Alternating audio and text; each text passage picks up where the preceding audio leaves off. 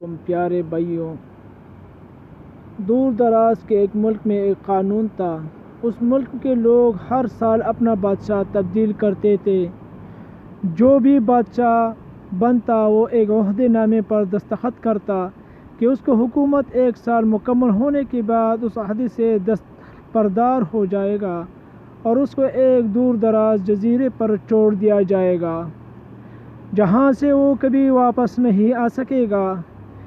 جب ایک بادشاہ کا 1 سال دور حکومت مکمل ہو جاتا تو اس کو ایک مخصوص جزیرے پر چھوڑ دیا جاتا جہاں وہ اپنی بقیہ زندگی گزارتا تھا۔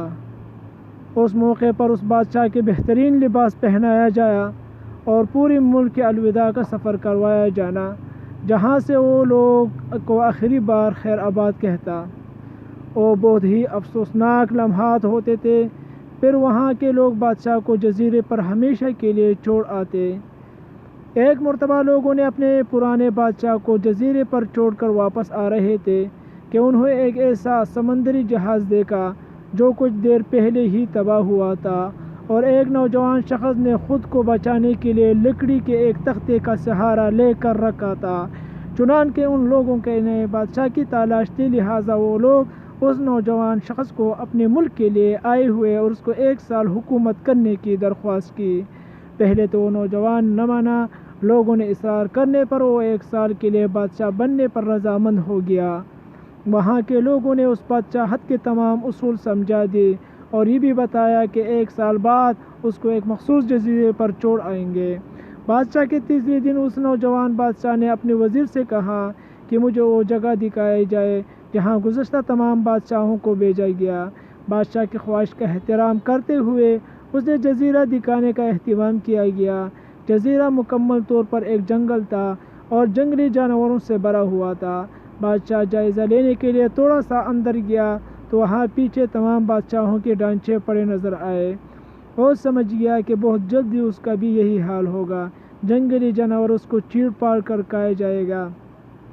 ملک واپس پہنچ کر بادشاہ نے مزدوروں کو اکٹھا کیا، ان سب کو جزیرے پر لے گیا اور حکم دیا کہ اس جنگل کو 1 ماہ مکمل طور پر صاف کر دیا جائے، تمام خطرناک جانوروں کو مار دیا جائے اور سب فالتو درختوں کو کاٹ دیا جائے، اور ہر ماہ خود جزیروں کا دورہ کرتا رہا اور کام کی نگرانی بھی کرتا رہا۔ تمام خطرناک جانوروں کو مار دیا گیا اور سب فالتو درختوں کو بھی کاٹ دیا۔ اب بادشاہ نے مزدوروں کو حکم دیا کہ جزیرے پر مختلف مقامات پر خوبصورت باغات تعمیر کیا جائے۔ وہ اپنے ساتھ مختلف پالتو جانور بھی جزیرے پر منتقل کرتا تھا۔ اس کے بعد بادشاہ نے حکم دیا کہ اس جزیرے پر ایک شاندار گھر تعمیر کرے۔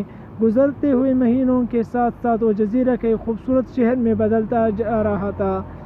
وہ نوجوان بادشاہ بہت سادہ لباس پہنتا تھا اور اپنی ذات پر بہت کم خرچ کرتا تھا۔ بالآخر بادشاہت کا 1 سال مکمل ہو گیا۔ حسب روایت وہاں کے لوگوں نے اپنے بادشاہ کی شاندار لباس پہنایا اور ہاتھی پر بٹھایا تاکہ رعایا کو خیر آباد کر سکے۔ بادشاہ نے الوداع تقریب پر خوش تھا۔ لوگوں نے پوچھا، اس موقع پر تمام بادشاہ روتے تھے، لیکن آپ ہنس رہے ہیں، اب اس قدر خوش ہونے کی کیا وجہ ہے؟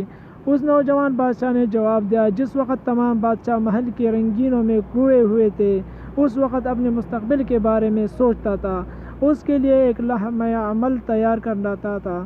میں نے اب اس جزیرے کو ایک ایسی خوبصورت قیام گاہ میں تبدیل کرا دیا جہاں اب بھی باقی زندگی نہایت آرام سے سکون سے گزار سکوں گا۔